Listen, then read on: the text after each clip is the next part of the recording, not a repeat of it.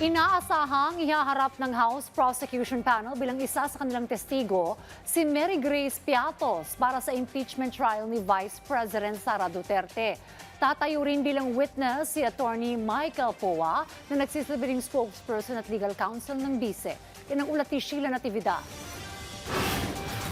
Ibinunyag ni House Prosecutor at Manila 3rd District Representative Joel Chua na nasa listahan ng mga testigo ng prosecution panel si Mary Grace Piatos, ang isa sa mga kontrobersyal na pangalang tumanggap umano ng confidential funds noong kalihim pa si Vice President Sara Duterte ng Department of Education. Matatanda ang 405 sa 677 na mga pangalan na tumanggap umano ng pera mula rito, hindi nakalista sa Civil Registry Records ng Philippine Statistics Authority. Kasama rito si Mary Grace Piatos. Pag hindi dumalo, ibig sabihin, tama yung teorya natin na talaga namang walang Mary Grace Piatos. Pag dumalo naman, subject namin siya sa cross-examination.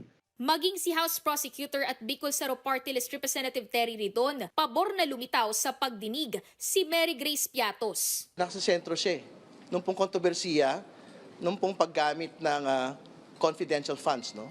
Yung existence or non-existence po ni Mary Grace Piatos, yung pong smoking gun, kung talaga nga bang tama o mali.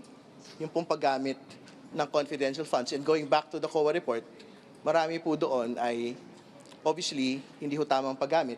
Pero hindi lang si Mary Grace Piatos ang inaasahang magiging testigo ng prosecution panel. Kasama rin ang personal na tagapagsalita at legal counsel ni VP Sara. Walang iba kundi si Attorney Michael Poa.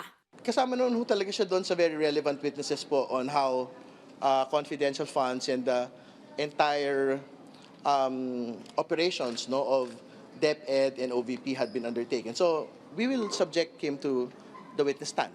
Sabi rin ni Ridon, pinahihintulutan naman ng prosecution panel na i-cross-examine ang defense team. Si Poa na rin anya mismo ang nagsabi na hanggat saklaw ito ng kanyang naging trabaho sa Office of the Vice President at DepEd ay wala siyang magiging pagtutol sa pagiging testigo. Ang Chief of Staff naman ng OVP na si Attorney Zuleika Lopez napapabalitang magiging testigo rin ng prosekusyon hinggil din sa usapin ng confidential funds ng Vice Presidente. Mas mabuti na sobra yung ating mga testigo kaysa kung kinailangan namin na sila itawagin at nagdesisyon kami na sila igagawin namin testigo tapos hindi namin naisama sa aming pre-trial brief, hindi napapayagan. Sinabi naman ni House Prosecutor at mamamayang Liberal Party List Representative Laila De Lima na walang batayan ang surprise witness claims ng defense team ni VP Duterte.